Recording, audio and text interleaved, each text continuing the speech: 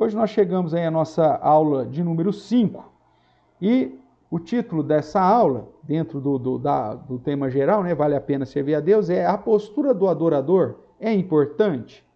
E esse título, a postura do adorador é importante, eu não quero tratar numa situação do culto. Nós já vimos na aula 3 sobre isso, nós vamos mencionar e relembrar aqui rapidamente, que na adoração, uma adoração aceitável a Deus, o coração do adorador e a oferta tem que estar de acordo com o padrão que o próprio Deus quer, ok?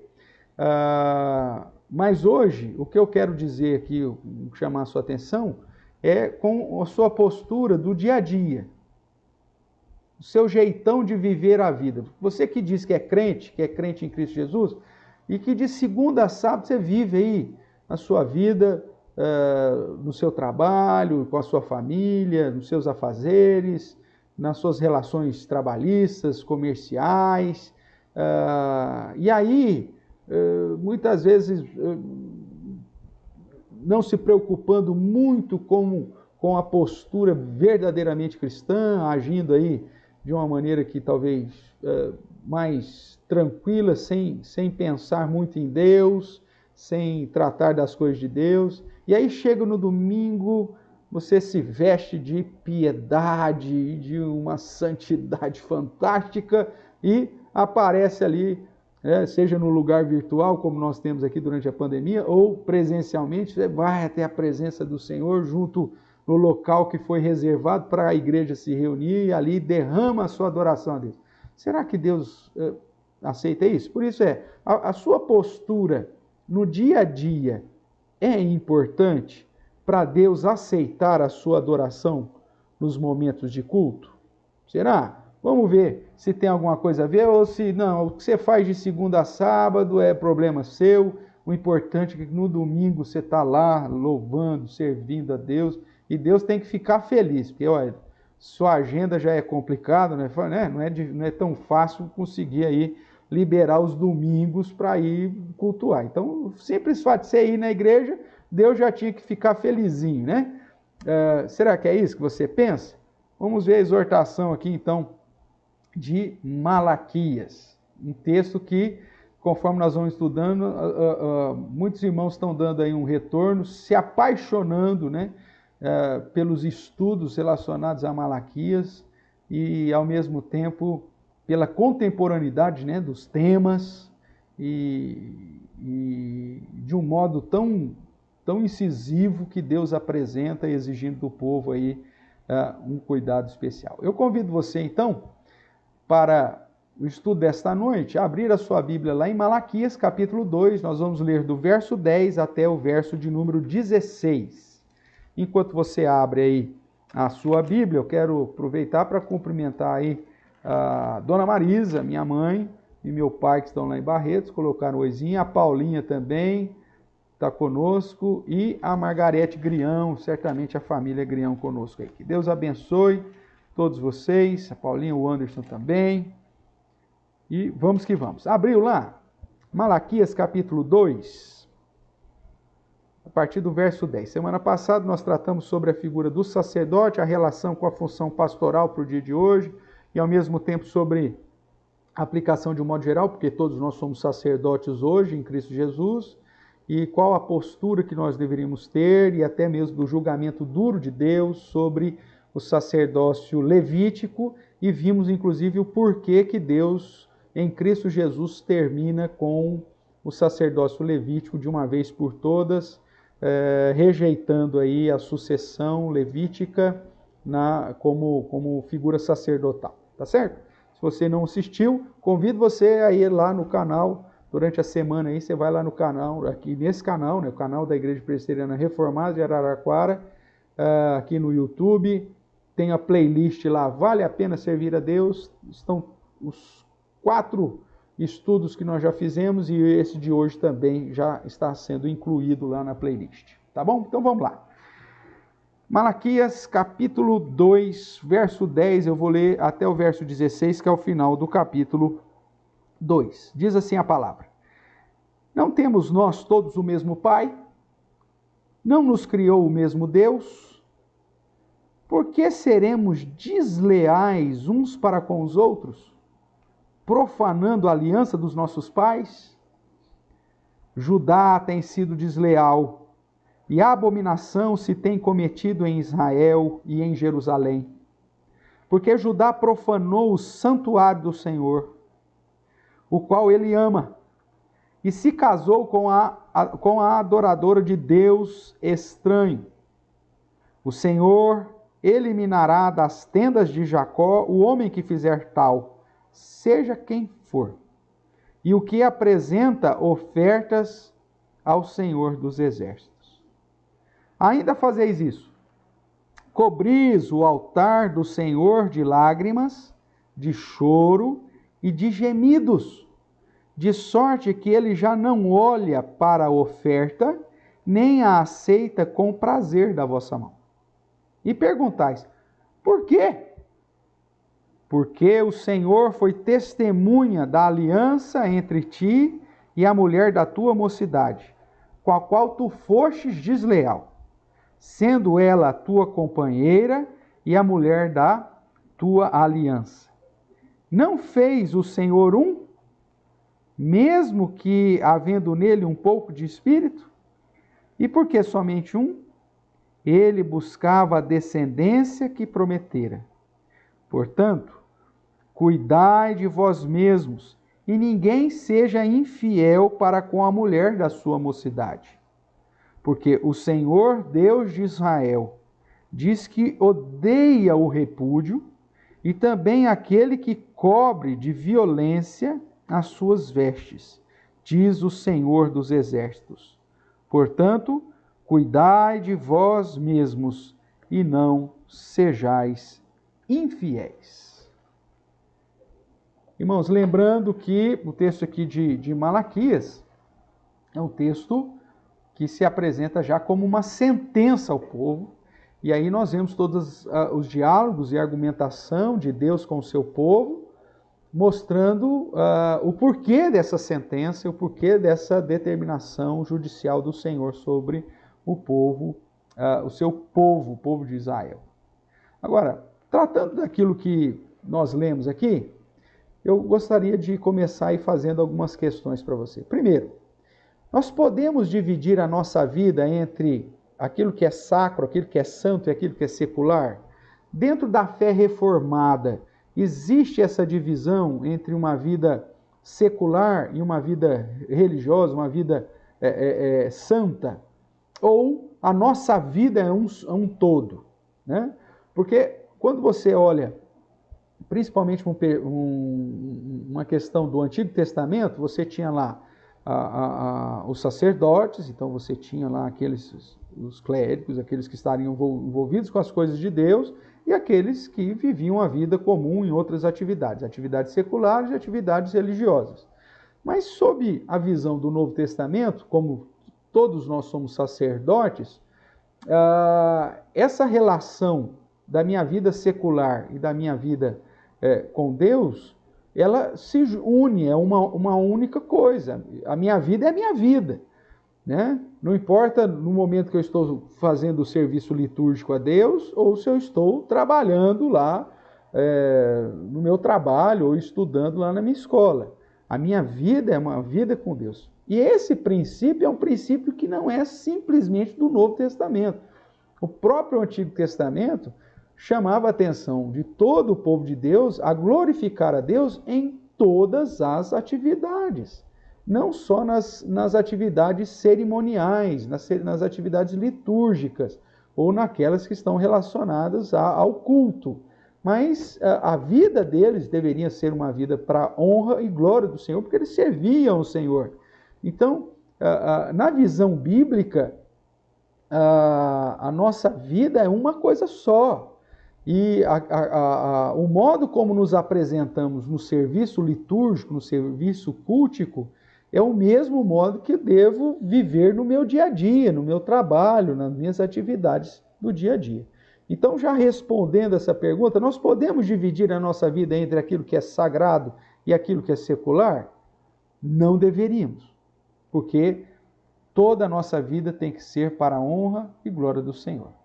Outra pergunta, será que Deus está preocupado com aquilo que eu faço no meu dia a dia? Ou o que importa é se eu venho à igreja adorar, se eu vou à igreja adorar? Será que Deus está preocupado com as minhas relações comerciais, como eu lido com as questões do meu trabalho, como que eu lido com as questões da minha família, com a minha esposa? Será que Deus está preocupado se eu estou sendo fiel nos meus contratos?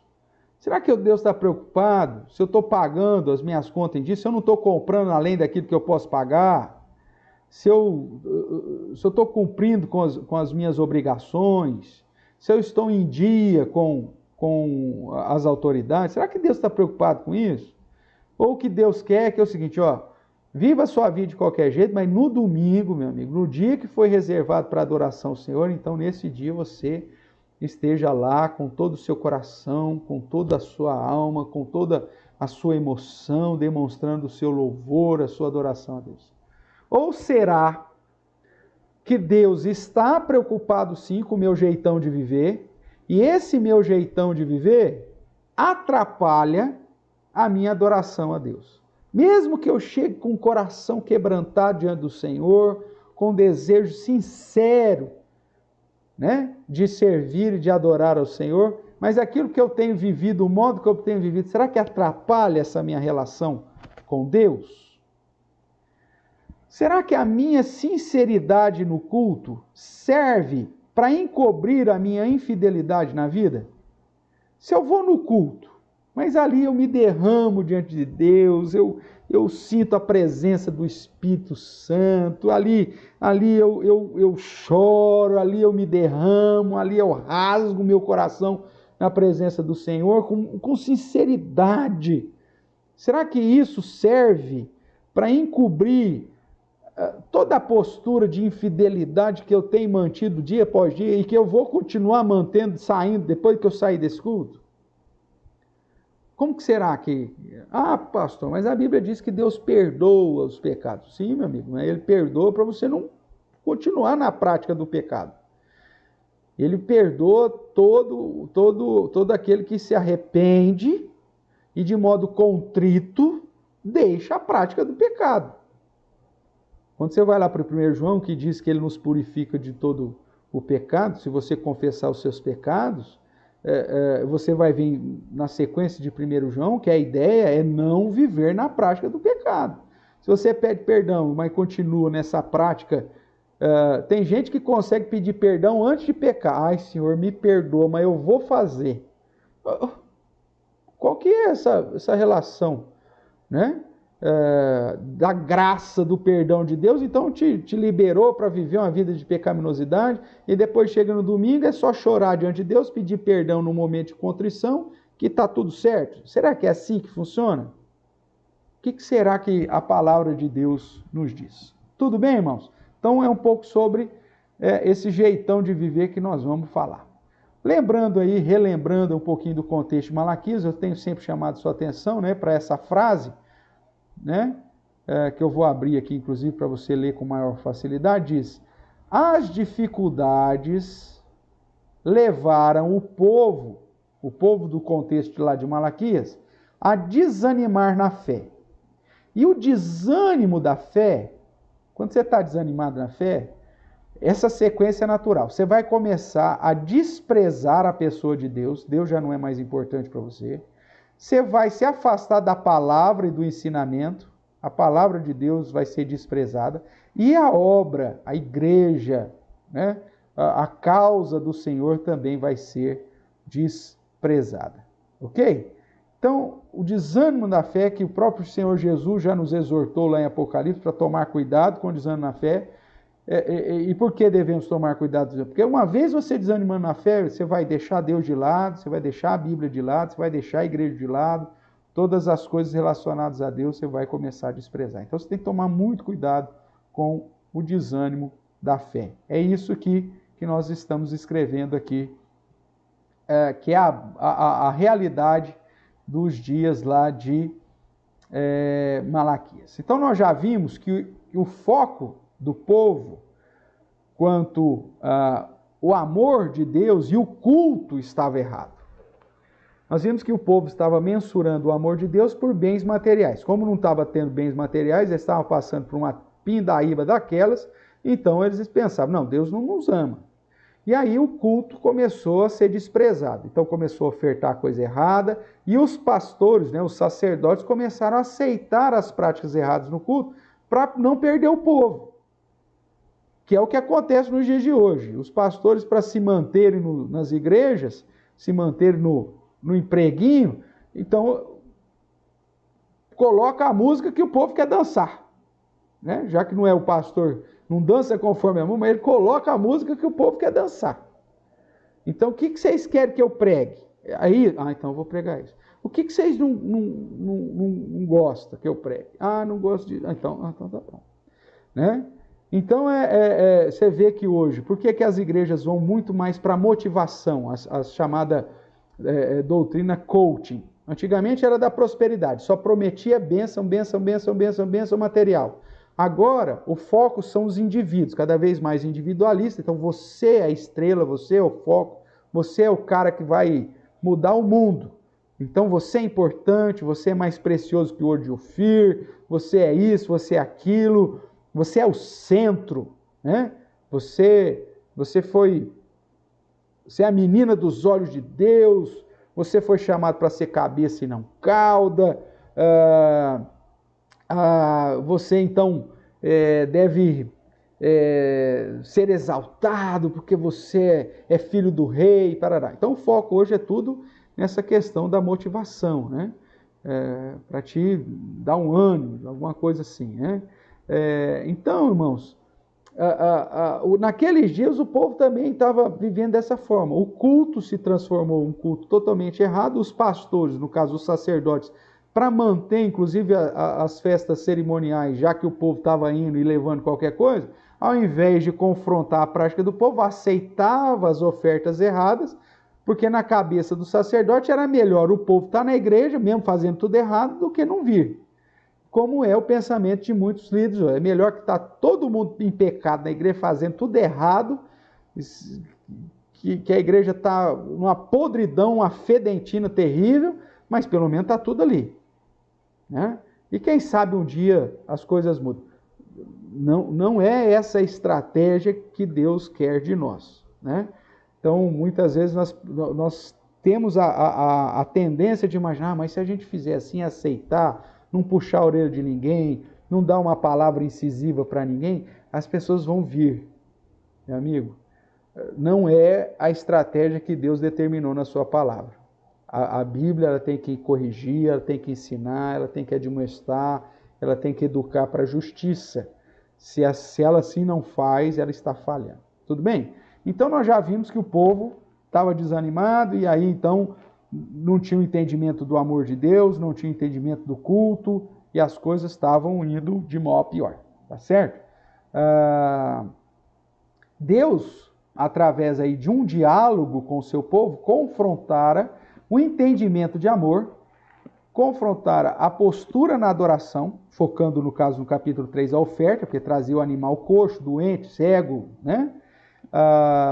Já confrontou também a responsabilidade dos sacerdotes, dos pastores, que não deveriam aceitar aquele tipo de oferta, mas confrontar o povo, ser fiel, né, ao padrão de Levi. E ainda, agora, ele continua tratando do culto, só que focando a pessoa do adorador. Se no início do capítulo 2 o foco era os sacerdotes, os pastores, agora o foco, de um modo mais específico, é o adorador, tá bom? Que vinha adorar ao Senhor, né? E apresentava ofertas ao Senhor dos Exércitos. Veja aí o verso 12, finalzinho do verso 12. Diz assim: o Senhor eliminará da tenda de Jacó o homem que fizer tal, seja quem for, e o que apresenta ofertas ao Senhor dos Exércitos. Tinha algumas pessoas que estavam fazendo algumas práticas erradas, mas como eram dizimistas, como apresentava oferta ao Senhor, como trazia as oferendas e cumpria a lei cerimonial, falou, então Deus não vai puxar minha orelha, porque eu apresento ofertas ao Senhor dos Exércitos. E Deus está falando que Ele vai aplicar a sua justiça, seja lá quem for passivo de receber isso, mesmo que seja alguém que apresente oferta ao Senhor, mesmo que seja alguém que cultue a Deus. Olha só, hein? Então, não dá para comprar, irmãos, né, as vistas grossas de Deus. Ou você vive uma vida santa todo dia e adora e tem uma comunhão plena com o Senhor, ou não adianta, meu amigo, vir no domingo e apresentar o seu culto a Deus, a sua oferta ao Senhor e investir na causa do Senhor, pensando que com isso você vai estar limpando a sua barra. Não é assim que funciona, tá bom? Então vamos lá, vamos caminhar mais um pouquinho. Vamos entender a mensagem de Malaquias aqui no capítulo 2, do verso 10 até o verso 16. O Cezinha já pôs uma contribuição aí, né, falando que não existe essa vida separada entre o sacro e o secular, tudo é santo, tudo é sagrado, né? As palavras de Spurgeon, o príncipe dos pregadores, um inglês que diz: para um homem que vive para Deus, nada é secular, tudo é sagrado. Obrigado aí pela contribuição, César. Mas vamos lá, vamos voltar aqui então para a mensagem de Malaquias, tá certo? A mensagem de Malaquias é o povo. Nessa quarta parte aqui do diálogo entre Deus e o seu povo, o foco, como eu já disse, são os adoradores. Por que adoradores? Como está no final do verso 12, aqueles que apresentam ofertas ao Senhor.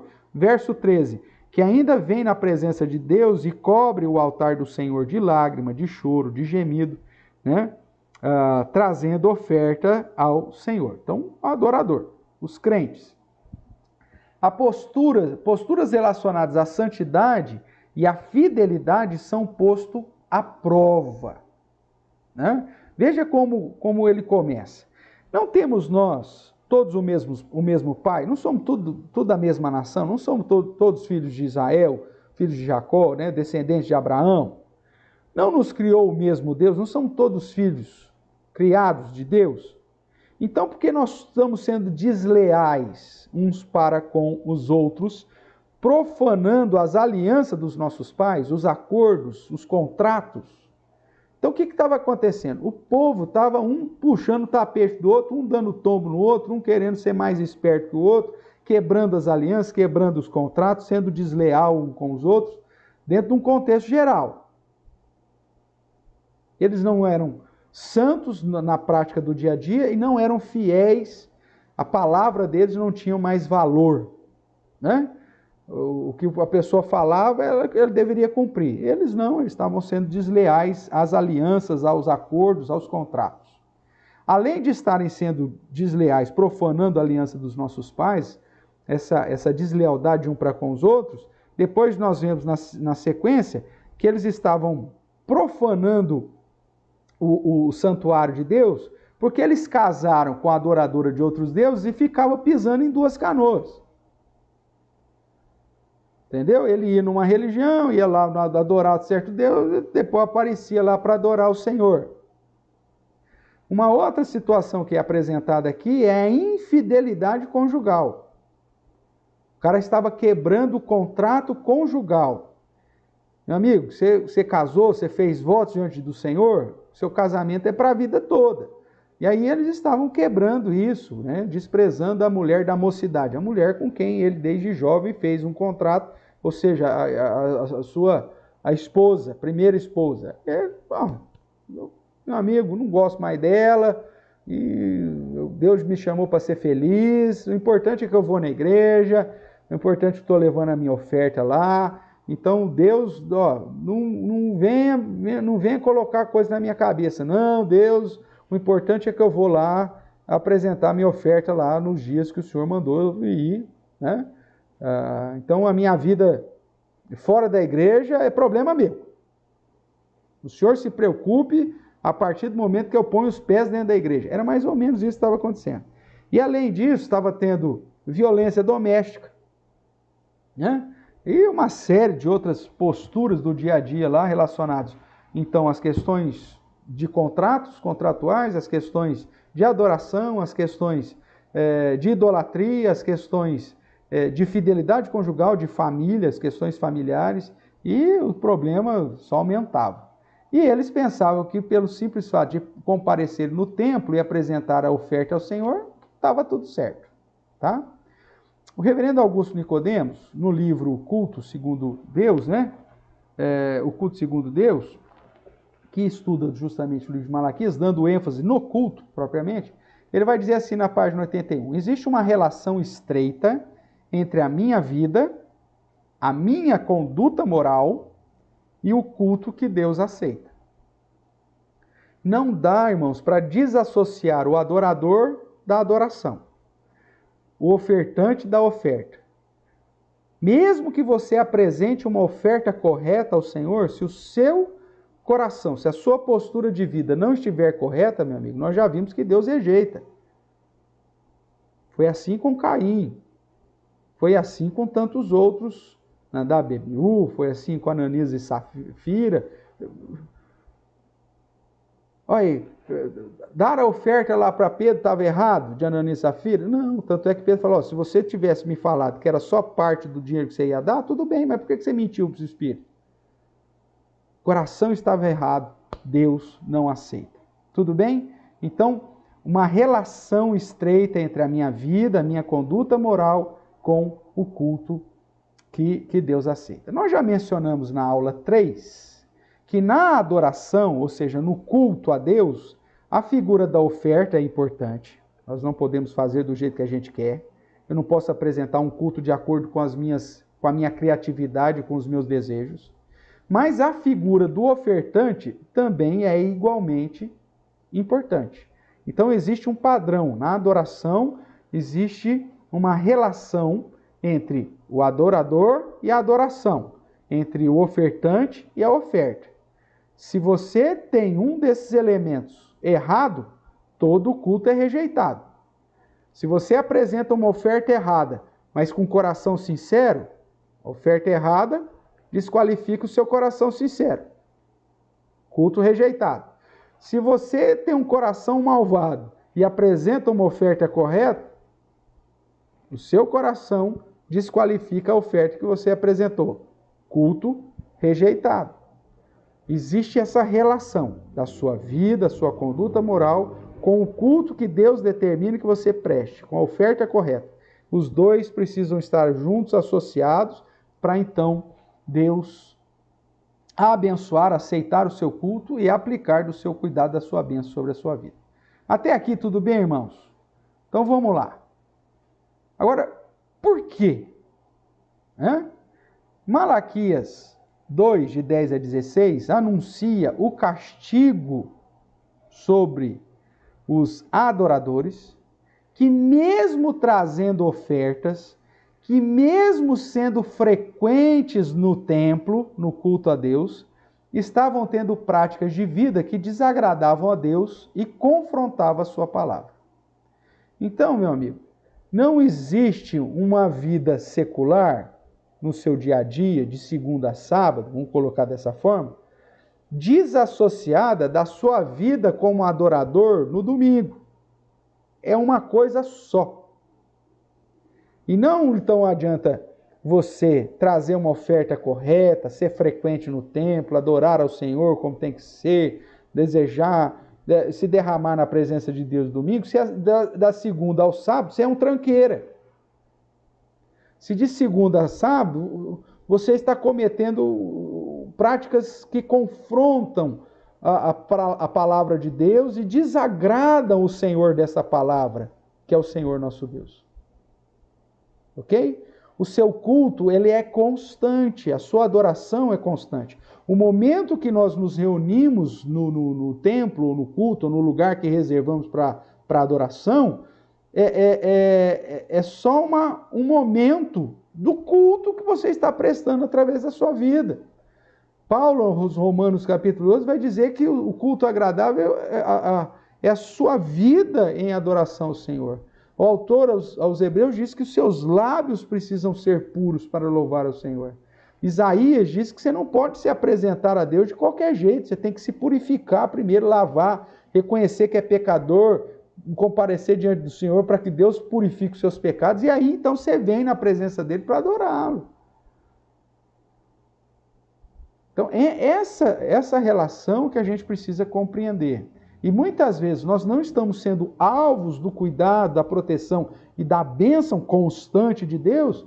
Por quê? Porque no domingo nós somos uma pessoa, de segunda a sábado nós somos outra. E Deus está olhando para o todo.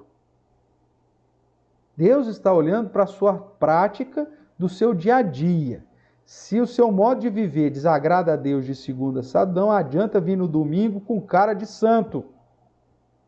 Não adianta vir com cara de piedoso. Não adianta fazer cara de Bento XVI. Não adianta, meu amigo. Você precisa ter uma vida na presença do Senhor. Ok? Havia basicamente dois motivos para o castigo que Deus está aqui dizendo que viria sobre os adoradores. Dois motivos. O primeiro, eu vou colocar aqui como quebra da aliança. Né? O motivo geral. A quebra da aliança. A questão da profanação da aliança, da questão do casamento misto, que eu pus aí, e da infidelidade e o divórcio sem motivo. Veja que as questões familiares. Mas está embutido aqui, irmãos, além da questão familiar, essa questão da deslealdade dos contratos, de ser desleal uns para com os outros, de não serem fiéis às alianças dos pais.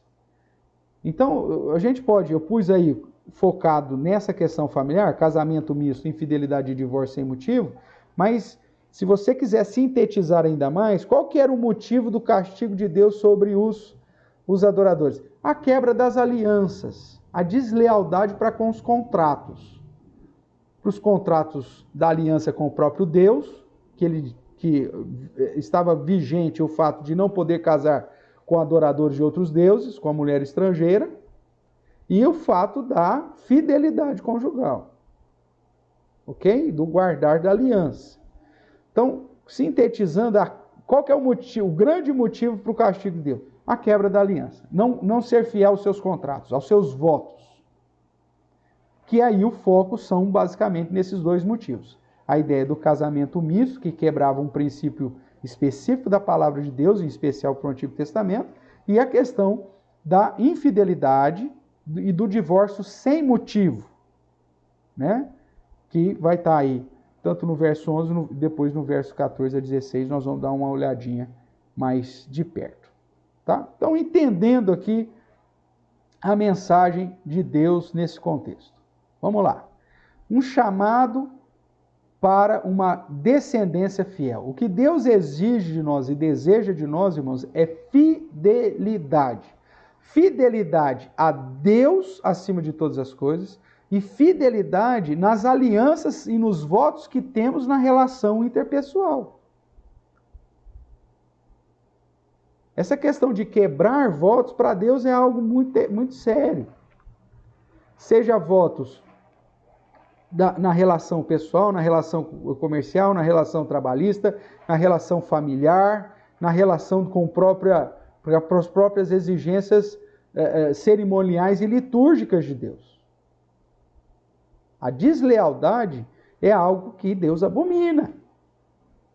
Ok? Então vamos lá, nós somos chamados para sermos uma descendência fiel. O verso 11 vai dizer assim: Judá tem sido desleal e abominação se tem cometido em Israel e em Jerusalém, porque Judá profanou o santuário do Senhor. De que forma?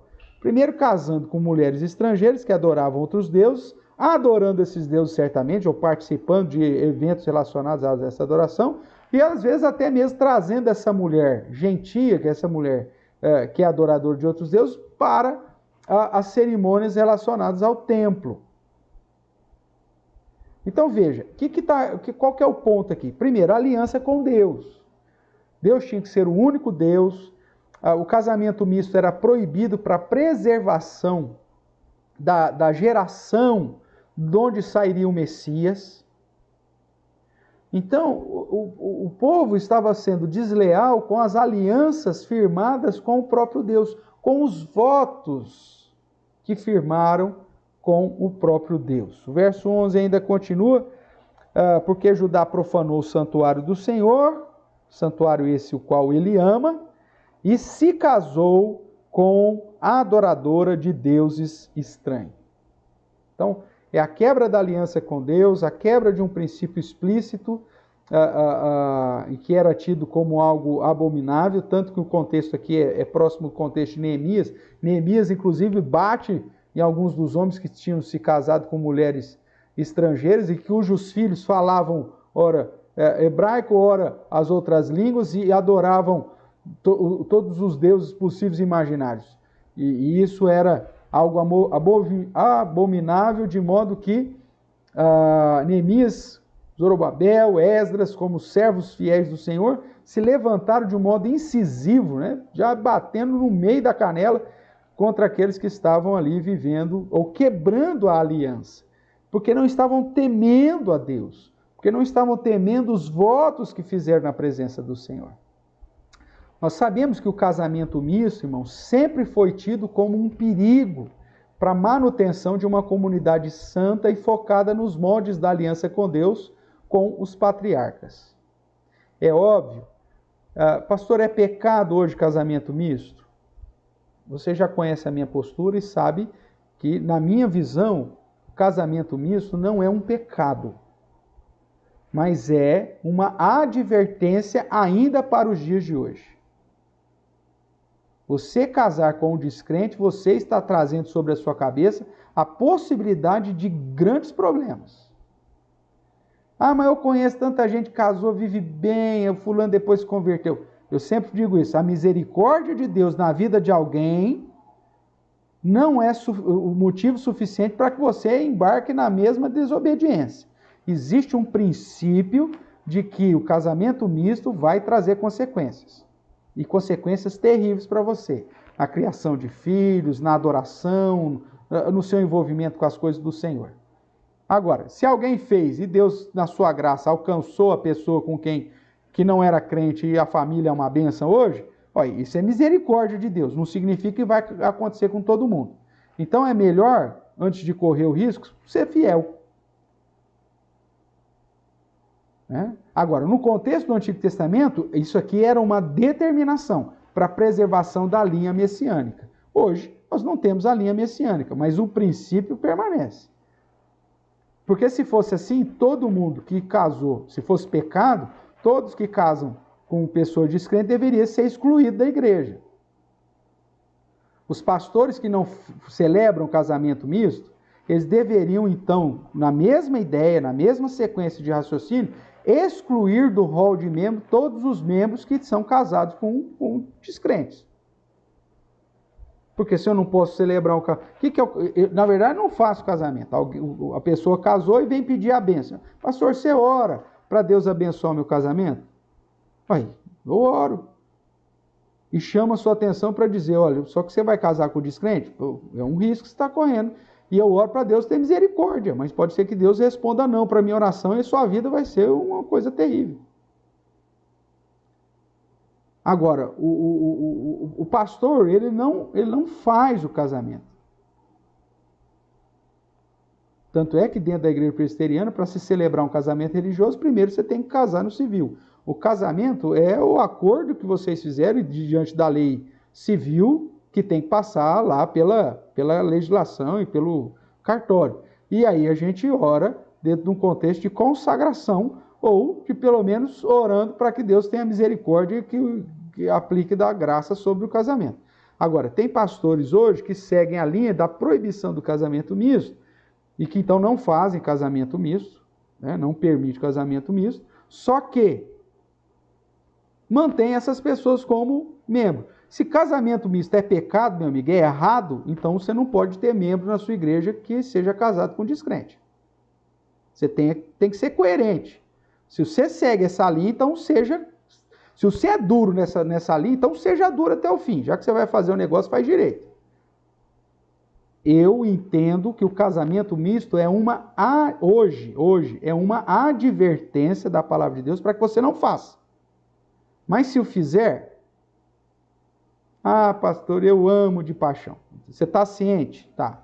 Então, Senhor, tem misericórdia. Os filhos vão continuar sendo santos. Como diz Paulo lá em 1 Coríntios. E o marido, nós temos a expectativa que ele seja santificado no convívio do cônjuge, ou a esposa seja santificada no convívio do cônjuge crente. Mas isso não é um indicativo para que você procure o casamento mesmo. O ideal é que forme famílias crentes, cristãs e tudo mais. Voltando para o caso aqui de Malaquias, aqui ainda estava em vigor a proibição do casamento misto. Ok? Aqui estava em vigor a proibição do casamento misto por uma questão de manutenção da geração messiânica. Esse era o propósito de Deus quando ele proíbe o casamento misto. Para preservar a linhagem messiânica. Tudo bem? Então, irmãos, só que, então, nesse contexto, as pessoas que viviam com um casamento misto estavam quebrando uma aliança com Deus. Estavam quebrando uma ordem explícita de Deus que estava em vigor naquele período. Tá bom? Então, deixa eu dar uma paradinha aqui para dar uma olhada no chat. O César ainda põe: pastor, podemos afirmar que o que as pessoas pensam de nós é irrelevante comparado ao que elas pensam de Jesus por causa do modo como vivemos diariamente? Não sei se eu entendi muito bem a sua pergunta, Sérgio, mas o que elas pensam de nós não é irrelevante nunca. Porque a fé cristã é uma fé de testemunho. Se elas pensam de nós que somos, sei lá eu, fanáticos, ou cara, sei lá eu o quê, estamos sofrendo como cristão. Mas nunca o pensamento dela é relevante. Agora, talvez, para ficar mais claro, não sei se é isso que você perguntou, mas tipo assim, eu vou viver a minha vida com Deus, Deus conhece meu coração, o que eu faço, deixo de fazer, Deus sabe, e o que os outros pensaram é o problema deles. No caso do crente, você tem que agir uma vida correta em todos os sentidos, porque aquilo que os outros pensarem de você entra na questão do bom testemunho. Então você tem que agir de um modo irrepreensível. Todas as suas atitudes têm que ser pensadas. Deus conhece meu coração e sabe que eu vou no boteco para ver a que horas são. Eu não estou entrando no boteco para beber nada e nem para fazer nada de errado.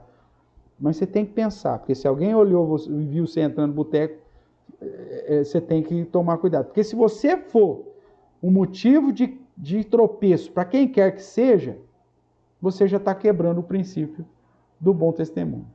Então, não sei se é nesse sentido que você está perguntando, mas a gente tem que viver uma vida preocupado com o que as outras pessoas pensam? Sim. Como cristão, eu devo fazer isso. Porque a minha vida é de testemunho. Agora, se a pessoa mesmo assim está me difamando porque eu estou sendo fiel a Deus, é problema dela. Eu estou sofrendo a difamação por servir a Deus corretamente. Agora, o problema é que muito crente, muitas vezes, falam-se deles porque, na verdade, já vivem uma vida que não deveriam viver. Então, se é essa questão do testemunho, eu tenho que me preocupar.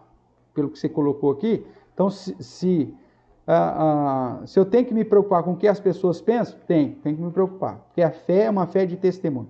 E se a minha postura fizer tropeçar o débil na fé, o mais simples na fé, Deus vai puxar minha orelha porque eu estou fazendo um pequenininho tropeçar. Então eu tenho que agir de um jeito para não fazer ninguém tropeçar. Difícil? Difícil, mas eu tenho que ficar lutando contra isso. Tá bom?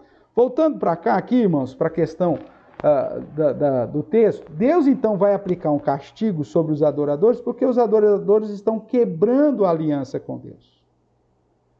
Aqui o foco é esse casamento misto. Mas existem vários outros votos que nós fazemos diante de Deus e que temos quebrado. Quer ver exemplo? Quando você faz uma profissão de fé, o seu batismo, você diz que você vai servir ao Senhor, que você vai dar bom testemunho. Quando você está batizando seu filho em obediência ao pacto, você diz que vai orar com ele e por ele, que você vai ensinar os princípios das Sagradas Escrituras, que você vai conduzir seu filho a estudar para que ele possa ler a própria palavra. Você vai trazê-lo à igreja e estar com ele ali adorando, para ele ver você adorando e ver como que você então se porta na adoração ao Senhor. Aí depois que você fez isso, passa o tempo, meu amigo. Aí você fala assim, Deus está comigo em todo lugar. Não, irmão, você fez um voto na sua profissão de fé. E que você está quebrando. E aí, como que fica? E aí você fala, mas Deus não liga para isso não. A palavra de Deus diz que Deus liga e que Deus vai aplicar o castigo, seja em quem for. Veja aí a sequência, o verso 12. No caso aqui daqueles que estavam praticando casamento misto, quebrando o pacto com Deus, desobedecendo uma ordem explícita de Deus, o Senhor diz, o Senhor eliminará das tendas de Jacó o homem que fizer tal, seja quem for. E o que apresenta ofertas ao Senhor dos Exércitos, mesmo aquele que vem adorar corretamente. Deus vai eliminar das tendas de Jacó. Ou seja, Deus está de olho, preocupado com aquilo que você faz no seu dia a dia. Se você quebra alguma aliança, se você não é fiel no seu trato com as questões, com as pessoas e com o próprio Deus, Deus vai aplicar justiça sobre a sua vida. Ué, não tem o que pensar. Em vários momentos, olhando da história, nós vemos a palavra de Deus exortar o povo contra a prática do casamento misto. Era uma prática que estava em vigor no Antigo Testamento, como eu já disse, com o propósito de preservar a questão da geração messiânica, né? Então, através do casamento misto, vários outros erros e pecados entravam na vida do povo de Deus. A idolatria, que a mulher trazia o ídolo, às vezes, para dentro da casa. Ensinava isso para os filhos. Ensinava a orar e adorar a outros deuses. A fazer práticas litúrgicas de outras.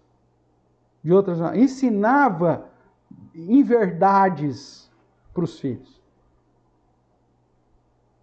Né? Sabe aquela situação? Você casou com uma pessoa descrente. Aí você está lá na educação dos filhos. Aí você fala assim, Papai do céu quer que a gente ore para ele que Jesus é o único Salvador. Aí seu cônjuge não é crente e ele, é idólatra. O que ele vai fazer? Ele vai ensinar o seu filho a confiar em ídolos. Você vai sair de casa, vai para o culto, ele vai sair e vai para o encontro religioso da religião dele. E vai falar, hoje, um domingo ele vai com você, um domingo ele vai comigo. Olha só. Na hora das refeições, como que vai ser? Na hora de dar graças a Deus.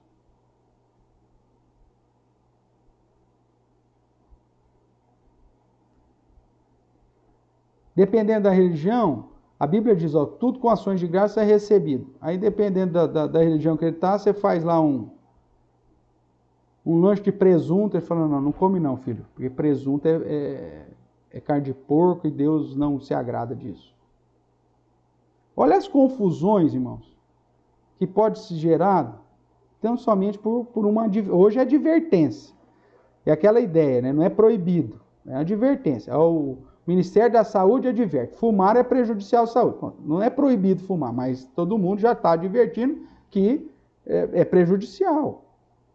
A Bíblia hoje nos adverte que o casamento com os descrentes ainda é prejudicial. Não é pecado, não está proibido, mas é prejudicial. No caso de Malaquias, além de uma advertência, era uma exigência legal que o próprio Deus havia trazido e que gerava idolatria, enfraquecimento do culto e do próprio povo, porque quebra a unidade nacional.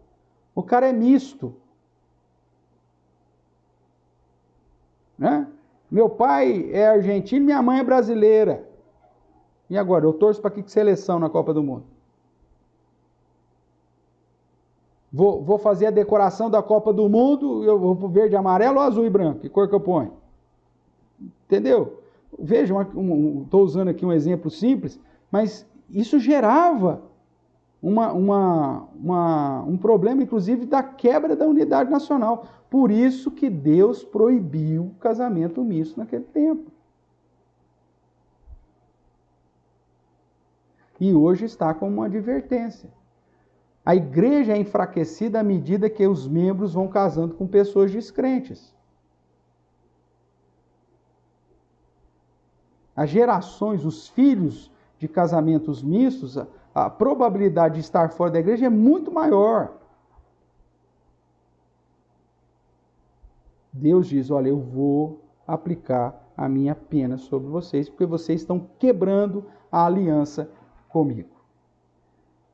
Para tratar um pouquinho aí do casamento misto, eu vou citar pelo menos, irmãos, né? Esses versos que estão aí. Então, Êxodo 34, o verso 1,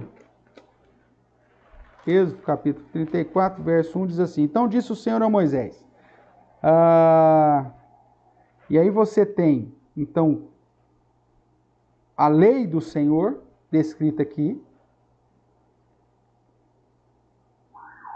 a aliança de Deus e a proibição de fazer aliança com os moradores da terra. Então, o capítulo 34, né, vai mostrar tudo assim. Então, por exemplo, Moisés então lavra as duas tábuas, com as primeiras, escrevei nelas as palavras que estavam nas primeiras tábuas que quebraram. Então, lá depois do verso 10, é dito assim, então disse, eis que faço uma aliança diante de todo o povo, farei maravilhas que nunca se fizeram em toda a terra. O verso 11, guarda o que eu te ordeno e lança fora da sua presença os amorreus, cananeus, os heteus, ferezeus, os heveus, jebuseus. Abstém-te de fazer aliança com os moradores da terra para onde vais, para que não te sejam por cilada. Né? Verso 15, para que não faças aliança com os moradores da terra, não suceda que em se prostituindo eles com os deuses e lhe sacrificando, alguém te convide e coma dos teus sacrifícios e tome mulheres das suas filhas para os teus filhos e suas filhas prostituindo com os seus deuses. Façam que também os teus filhos se prostituem com os seus deuses. Então veja, nós temos aqui o capítulo 34 falando dessa aliança, da lei do Senhor, e depois, não tenha nenhuma aliança com os povos, as nações desse povo. Não faça aliança com os moradores, para que não se casem com eles, para que não tenha casamento com eles. Deuteronômio capítulo 7 também vai chamar essa exortação, né, nesse sentido, contra a infidelidade dessa aliança com os outros povos. Josué 23. Então são textos, irmãos, que colocam e que mostram que o enfraquecimento até da unidade do povo de Israel estava em jogo quando eles casavam com a estrangeira, adoradores de outros deuses. Tudo bem? Agora, isso aqui eu só estou mencionando porque o nosso foco aqui são votos diante de Deus. É quebrar votos com Deus. Deus está olhando para aqueles adoradores e estão falando, olha, eu vou eliminar vocês porque vocês estão sendo desleal para com as alianças comigo. Para a aliança que vocês têm comigo. E o segundo papel é a aliança que vocês têm com os próximos. Seja na aliança com os pais, seja na fidelidade conjugal. Tá? Ainda falando do casamento misto, inclusive o casamento misto foi um dos fatores que levou o povo de Israel para o cativeiro. Deus determinou que seu povo fosse separado, santo, e a prática do casamento misto, então, quebrava a aliança. Talvez a tradição dos casamentos judaicos sirva um pouquinho para entender a expressão, né? Profanando a aliança de nossos pais, como está aqui no início do capítulo 2, o verso 10. Né?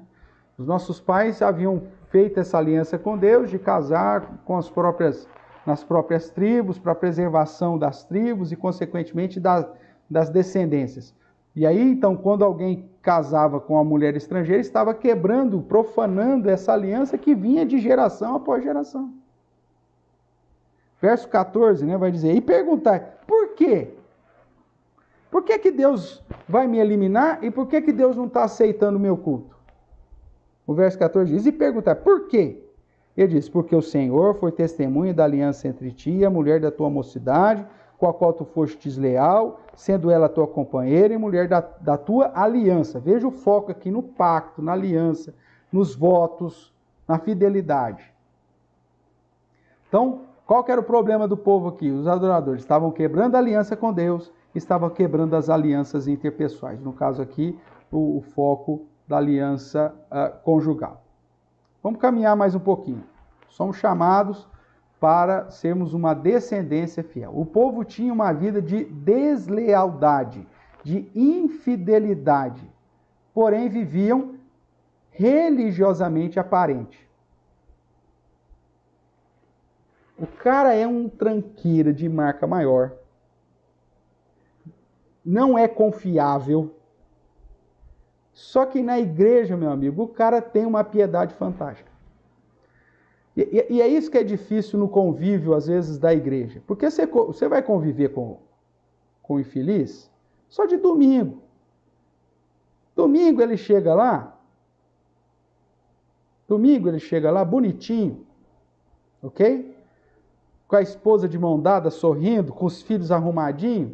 Passa lá algumas horas lá, cumprimenta todo mundo, ri para todo mundo, não sei o quê. Então você não tem o trato com o cara, você não sabe se o cara é crente de fato.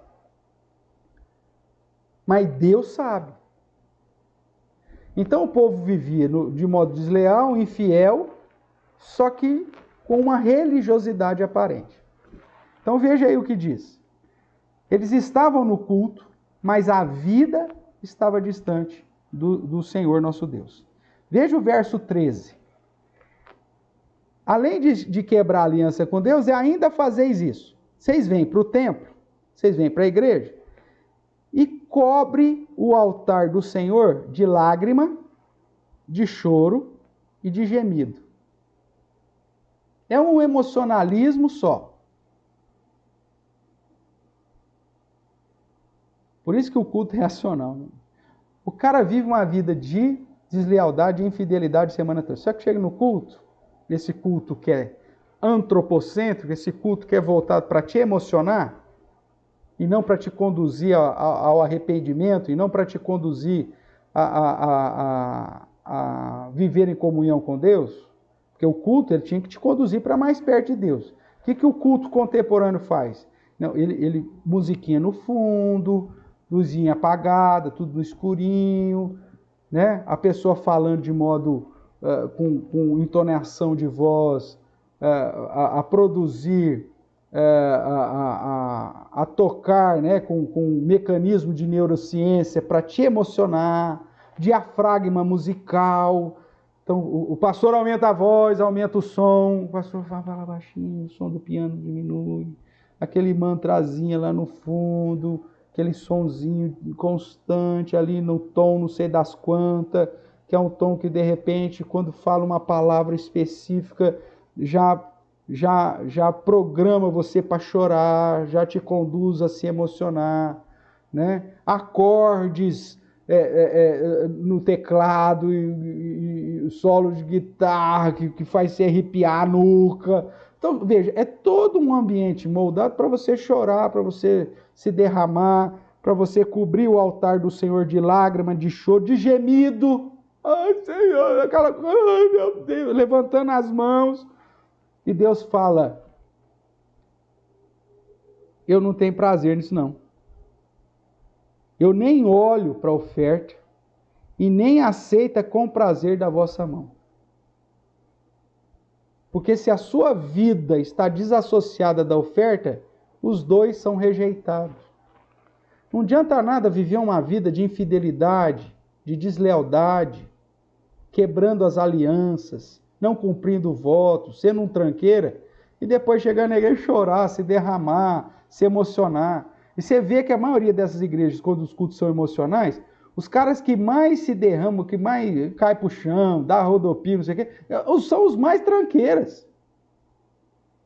É algo absurdo. Faz uma pesquisa, se você não acredita. Todo domingo é o mesmo cara que chora, que cai, que roda, que pula, que baba, que geme. É o mesmo cara.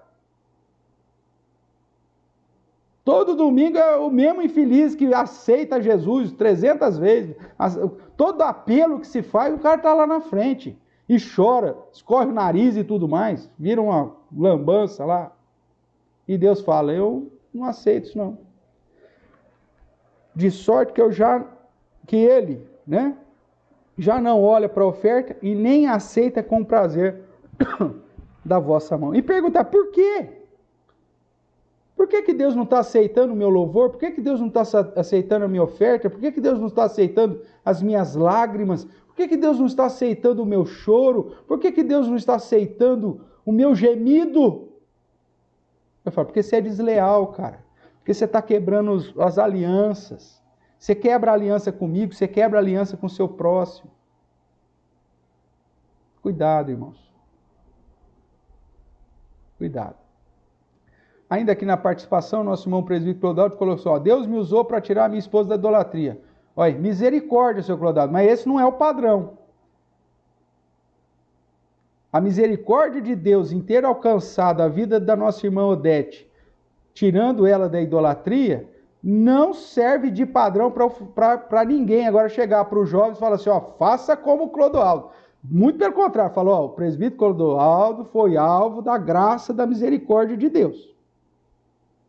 Mas a graça e a misericórdia na vida do presbítero Clodoaldo, que resgatou a esposa dele, não é o padrão. O padrão é a obediência. Não vai tentar, porque vai que na sua vida não seja igual ao do seu Clodoaldo. Aí você está enrolado. Eu conheço muitas pessoas que tiveram essa mesma graça e misericórdia. Né?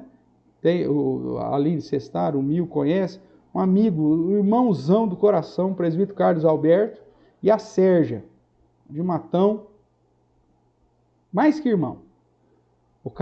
A Sérgia era crente, casou com o Carlos, não era. Deus resgatou o Carlos, crentaço, fantástico, um amigo, um irmão, né, com fidelidade ao Senhor e tal. Misericórdia. Agora significa agora que todo mundo que casar, Deus é obrigado a alcançar essa pessoa para Cristo? Não, não é. E eu conheço tantas outras histórias, né? Não vou citar aqui nomes para não sugerir, mas pelo menos eu tenho essa história lá em Matão, do presbítero Carlos e da Sérgia, misericórdia. E tem pelo menos mais umas 8 histórias, pensar rapidamente, não, dá até 10 histórias, de pessoas que casaram com pessoas descrentes e vivem uma vida de cão, justamente porque o cônjuge não é crente.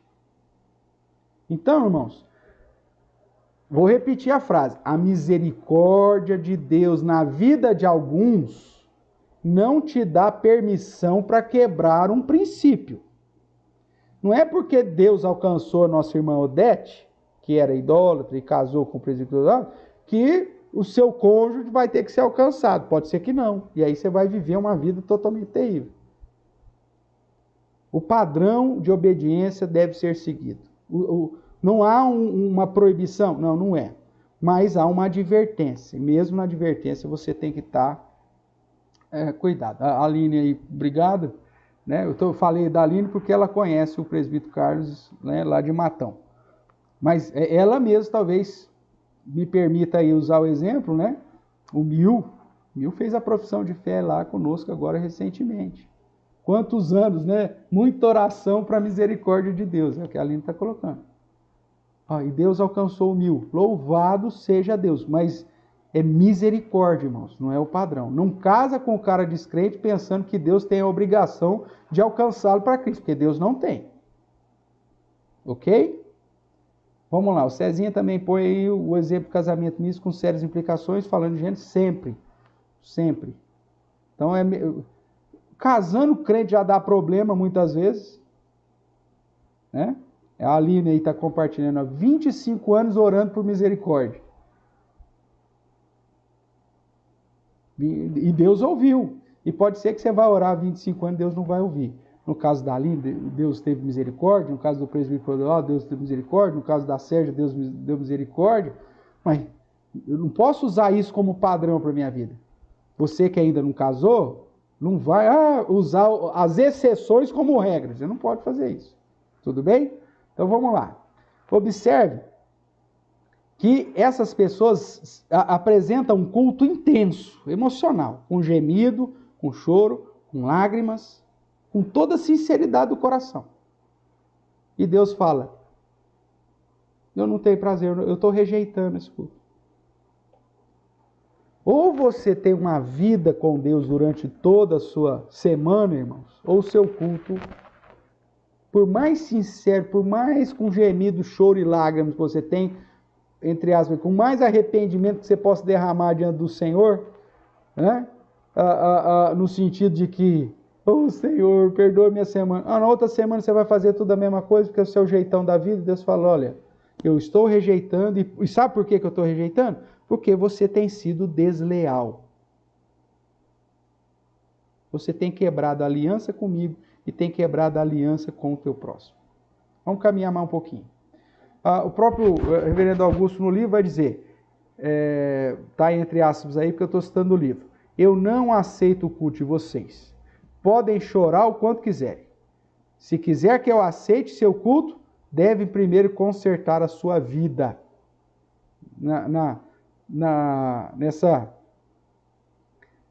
Nessa nova roupagem aí que o reverendo Augusto coloca, né? do verso aqui. Você pode chorar o quanto quiser. Eu não aceito enquanto você não consertar a sua vida. Essa é a mensagem que Deus está nos apresentando aí. Mas vamos lá. Apesar então de Deus focar a realidade do casamento com mulheres adoradoras de outros deuses ou de outro Deus, casamento misto, e a infidelidade que culminava no divórcio, a mensagem geral é que Deus não aceita um povo com práticas infiéis e desleais como adoradores. Mesmo que adore com intensidade, mesmo que adore com sinceridade e mesmo que apresente a oferta correta.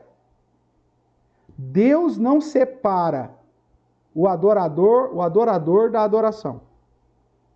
Deus não separa a oferta do ofertante e vice-versa. Por isso, irmão, você tem que ter uma vida com Deus constante.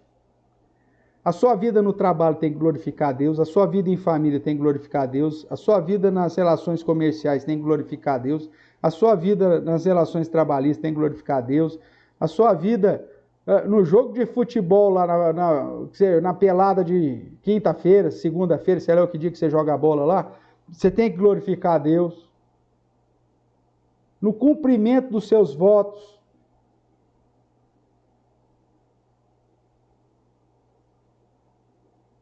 E você quer mais um negócio? Na sua vida conjugal. Lá em Pedro, quer ver? Abra lá rapidamente comigo. Epístola de Pedro. Primeira Epístola de Pedro, capítulo 3. O verso é de número 7. Se você olhar do verso 1 ao 6, ele está falando para a mulher. E está falando que a mulher tem que viver de um modo submisso. E aqui o contexto é um casamento misto. Eu vou ler o capítulo para ficar claro, tanto para a mulher como para os homens. Senão o pessoal fala que eu só puxo a orelha dos homens, né? Então vamos lá. Mulheres, abriu aí? 1 Pedro 3. Mulheres, sede vós igualmente submissas ao vosso próprio marido, para que se ele ainda não obedece à palavra, ou seja, se ele ainda não obedece à palavra, esse cara não é crente. Então está falando aqui num contexto de casamento misto. Ou porque a mulher se converteu e o marido ainda não, ou um casamento misto, porque era possível também isso acontecer. Ok? Talvez a primeira hipótese seja o foco maior de Pedro, mas está falando de uma... Tanto é que Paulo diz que se alguém é casado com um cônjuge descrente, que não pode separar. Você não pode usar isso, mas ele não é crente, eu me converti, ele não, então eu quero separar porque ele não é crente. Não, isso não é motivo de separação. Você tem que ficar com o cara, e se você é mulher, tem que ser submissa, para que se ele ainda não obedece à palavra, seja ganho sem palavra alguma por meio do seu testemunho, por meio do procedimento da sua esposa, ao observar o vosso honesto comportamento cheio de temor. Então, essa postura de fidelidade, submissão, de lealdade, precisa ser visto na mulher crente, mesmo quando ela é casada com um marido descrente. Aí ele vai dizer no verso 5, pois assim também as que a si mesmo se ataviaram outrora santas mulheres que esperavam em Deus, estando submissas ao próprio marido, como fazia Sara, que obedeceu a Abraão, chamando-lhe Senhor, da qual vós vos tornastes filhas, praticando o bem e não temendo perturbação alguma.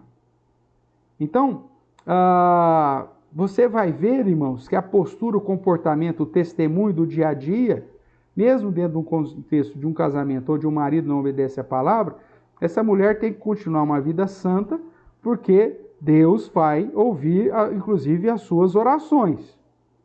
Ok?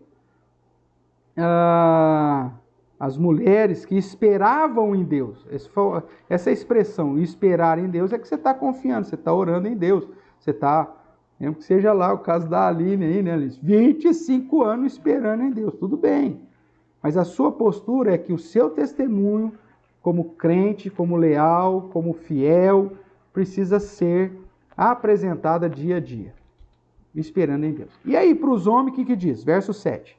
Maridos, vós igualmente, vivei a vida comum do lar, com discernimento, tendo consideração para com a vossa mulher como parte mais frágil, tratando-a com dignidade, ou seja, não sendo, sendo um cara que siga o padrão de Cristo para com a igreja, você vai seguir com a esposa, porque sois juntamente herdeiros da mesma graça de vida.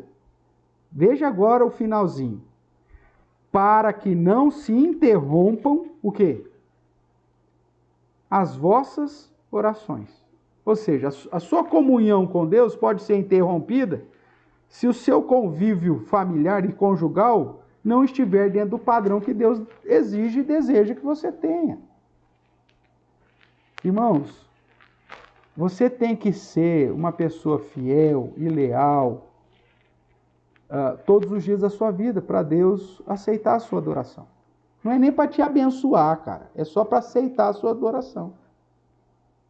Porque esse povo, voltando aqui para Malaquias, eles estavam adorando a Deus com intensidade, com sinceridade, apresentando a oferta correta. Mas Deus não estava aceitando porque eles estavam quebrando a aliança, eles estavam sendo desleais, eles estavam profanando a aliança dos pais, eles estavam quebrando ordens explícitas de Deus, casando com quem não se devia casar, e aqueles que estavam casando corretamente com a mulher da mocidade, aquela que foi separada, eles estavam sendo desleais com elas. Verso 14 de Malaquias 3. E perguntais, por quê? O Senhor responde, porque o Senhor foi testemunha da aliança entre ti e a mulher da mocidade, com a qual tu foste desleal, sendo ela tua companheira e mulher da tua aliança. Não fez o Senhor mesmo que havendo nele um pouco de espírito? E por que somente um? Ele buscava a descendência que prometera. Portanto, cuidai de vós mesmos e ninguém seja infiel com a mulher da sua mocidade. Porque o Senhor Deus de Israel diz que odeia o repúdio. Depois nós vamos falar o que é repúdio. E também aquele que cobre de violência as suas vestes. Aqui a palavra repúdio, irmãos, ela é diferente da palavra divórcio. O repúdio é tão somente você desprezar a sua esposa. O que era o repúdio? Era continuar casado só de aparência, mas não ter vida conjugal, marital, porque você desprezou ela. E aí você dava os pulos por fora. Porque a questão é a seguinte, muita gente fala, Deus odeia, o divórcio é proibido por qualquer motivo. Não tem problema, então eu não vou me divorciar, só que eu vou ser desleal com a mulher da minha mocidade e vou repudiá-la. Ela vai dormir num quarto, eu vou dormir no outro. A gente vive junto, para pelo menos ir na igreja, né?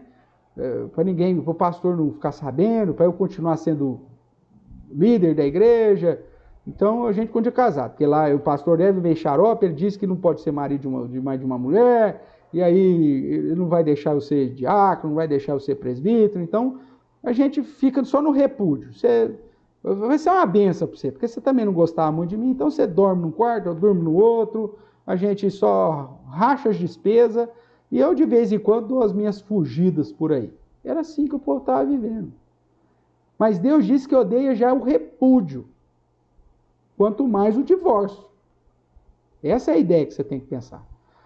Porque o divórcio quebra definitivamente uma aliança. Agora o repúdio é a deslealdade dentro da aliança.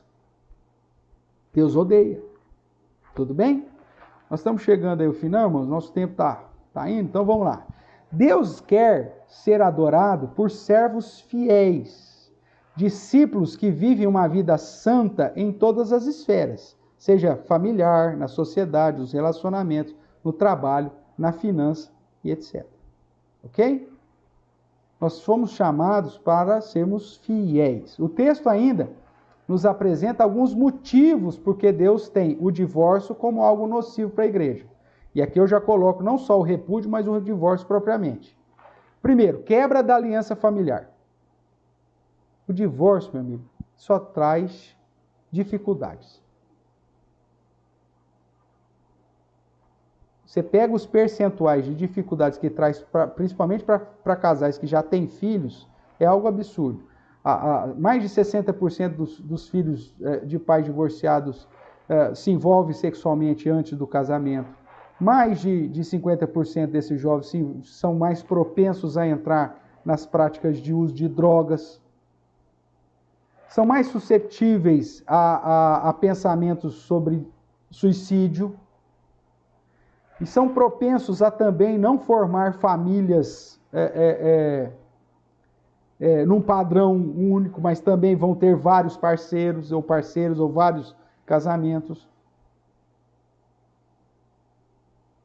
A partir do momento que a igreja começou a aceitar isso, meu irmão, isso só traz dificuldade em cima de dificuldade. A quebra da unidade conjugal, a quebra da pureza social. Nós estamos vivendo essa situação terrível em sociedade porque as crianças estão crescendo sem pai, sem mãe, ou sem a figura do pai, ou sem o padrão de um homem responsável. E aí a probabilidade desse cara se tornar um marginal é muito maior.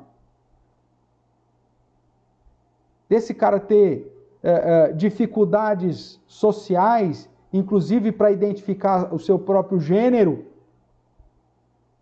Ah, meu pai me abandonou, tem raiva de homem, então... Até isso, irmãos.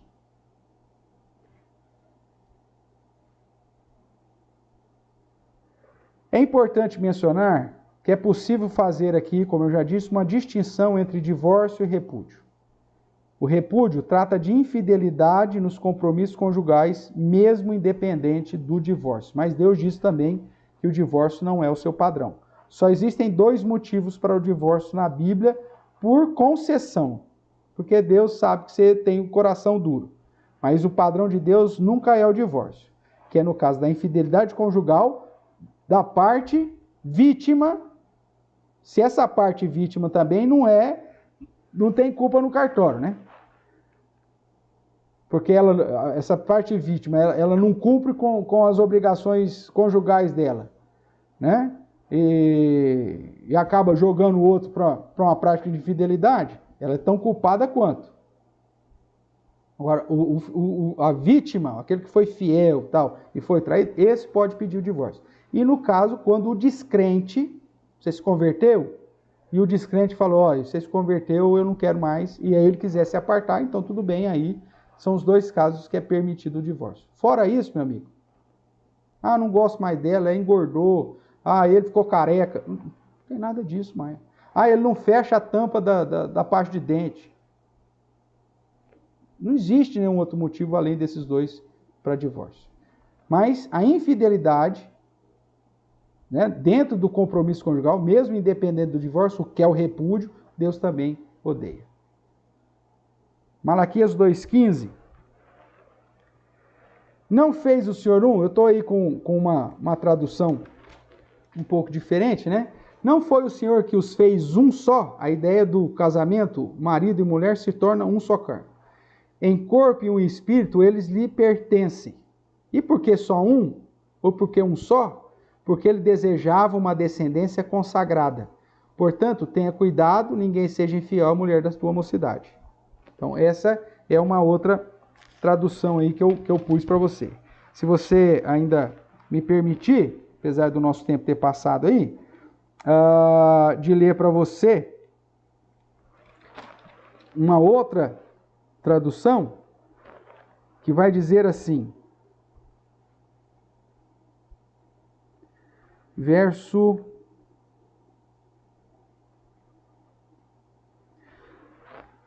É porque o Senhor viu a traição que vocês cometeram, abandonando as suas esposas, que foram fiéis por tanto tempo. Aquelas companheiras a quem prometeram cuidado e sustento. Ninguém com um pouco de juízo faria isso. Mas que fez um patriarca? Dirão vocês. Bem, ele procurava uma descendência prometida, porque Deus, num propósito espiritual, portanto, tenha cuidado das suas paixões e ninguém seja infiel à sua esposa. Você prometeu, meu amigo, cuidar delas, sustentar, amá-la, respeitá-la, né? E você está quebrando isso, você está sendo infiel. Por isso que Deus não aceita o seu louvor, não aceita a sua adoração. E dependendo do seu caso, ele ainda vai, mesmo que você traga a oferta correta, ele ainda vai te eliminar. Olha o risco que você está correndo. Nós somos chamados para uma descendência, para sermos a descendência fiel. Em resumo, o que estava acontecendo no Giz Malaquias é que os homens estavam abandonando as suas mulheres para se casarem com outras e às vezes se casando até com a descrente. Né? Lá na página 85 do livro do Reverendo Augusto, ele diz, ou seja, estavam tendo uma vida desleal e infiel, e mesmo assim queriam que Deus aceitasse o culto que estavam prestando. Deus afirma que não aceita o culto de meros religiosos, mas que procura adoradores que o adorem em espírito e em verdade. Essa verdade, meu amigo, é em sinceridade no sentido de correção, de estar verdadeiramente diante de Deus aquilo que você é. Não um personagem que você criou de domingo, piedoso, com a carinha santa, para ir adorar ao Senhor.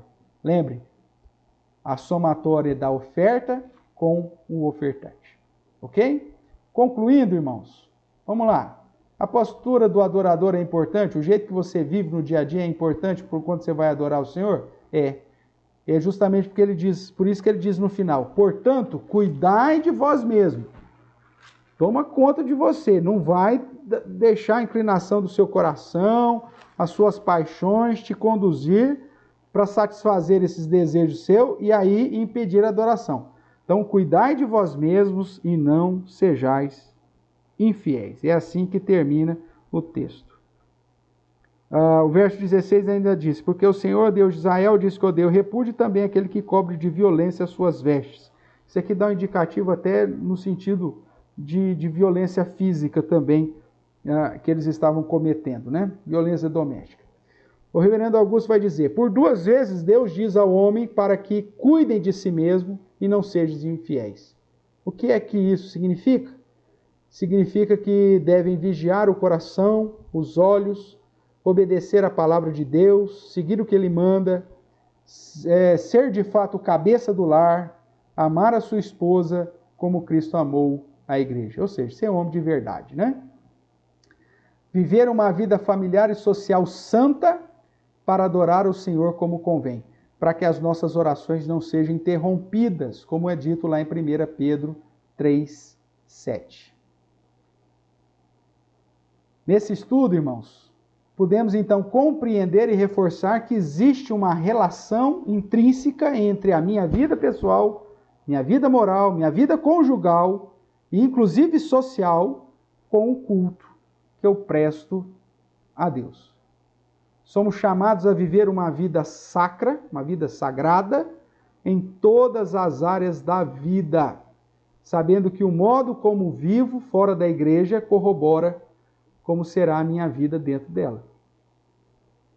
Então, se no seu trabalho você não dá testemunho, você é um terrível, se na sociedade as pessoas estão olhando para você e não vendo uma postura como se deveria ver, mesmo que você chegue no domingo lá e derrame o seu choro, a sua lágrima, o seu gemido diante de Deus, Deus está falando, eu não tenho prazer, eu nem olho para a sua oferta.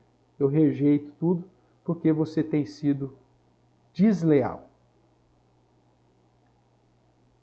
Essa passagem, né, Malaquias 2, de 10 a 16, deixa claro um chamado ao arrependimento para que o povo de Deus purifique os seus caminhos, conserte a sua vida e só depois venha prestar de fato um culto a Deus.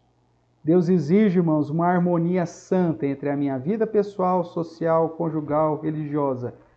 Por isso ele diz: cuidai de vós mesmos. Que Deus tenha misericórdia da nossa vida e que possamos glorificar o nome do Senhor em tudo o que nós fazemos, em todas as áreas da nossa vida, para que quando nos apresentarmos na comunidade, né, reunidos como um corpo, como igreja, possamos apresentar a Deus um culto agradável e aceitável pelo próprio Deus.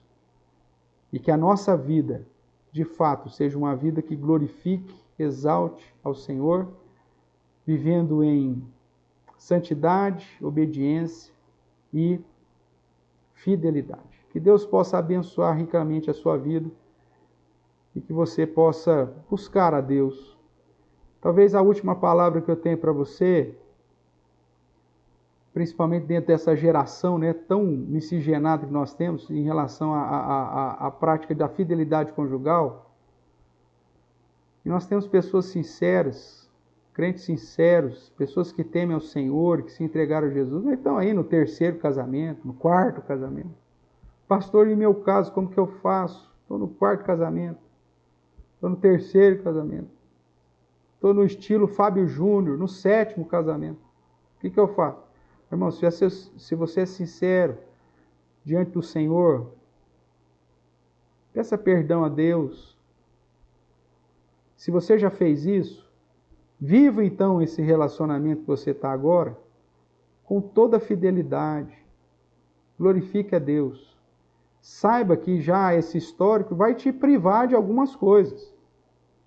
O fato de exercer liderança dentro da igreja não vai ser possível. Paulo, quando fala sobre os presbíteros, os diáconos, diz que tem que ser marido de uma só mulher. Como que você vai ser presbítero, depois ter que aconselhar alguém que está querendo se divorciar, ou que foi infiel, adulterou? Como que você vai chegar e falar, rapaz, você tem que ser fiel ao seu casamento? Ele fala, mas você já está no quarto, você já está no terceiro. Como que você vai aconselhar? Você pode até falar, mas Deus me perdoa. Fala, tudo bem, Deus te perdoa, vai servir a Deus, vai glorificar a Deus, vai viver uma vida de serviço ao Senhor, mas não na função de liderança. Porque isso vai... olha lá, o fulano é líder da igreja lá, presbítero da igreja, tem um filho com outra mulher. Deus te perdoou? Perdoou, amém por isso. Mas então, saiba que essa sua escolha, essa sua decisão te coloca agora numa situação que você tem que viver uma vida por conta do testemunho do nome de Deus, até se privando de determinados ministérios, né, para não gerar escândalo. Então veja, isso já causa uma situação difícil. Mas a minha palavra para você, que já está aí, talvez, aí, né, em vários casamentos, é que glorifique a Deus com o casamento que você tem agora. Exalte ao Senhor. Coloque-se nessa posição de fidelidade, de serviço, de dedicação, de obediência, de lealdade. E seja instrumento até para advertir os mais jovens, para não fazer o que você fez, para não entrar na barca que você entrou, para escolher bem o cônjuge, para não pensar em divórcio. Né? Porque isso está relacionado com o nosso relacionamento com Deus e com a aceitação do culto a Deus. Agora, pastor, eu fiz isso quando eu não era crente. Não, as coisas velhas se passaram, eis que tudo se fez novo. Mas viva agora debaixo dessa lealdade, dessa fidelidade com o Senhor. E que Deus assim nos abençoe.